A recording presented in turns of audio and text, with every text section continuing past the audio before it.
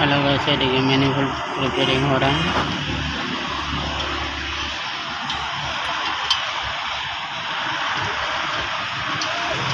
खेत बना रहा है मैनिफोल्ड का,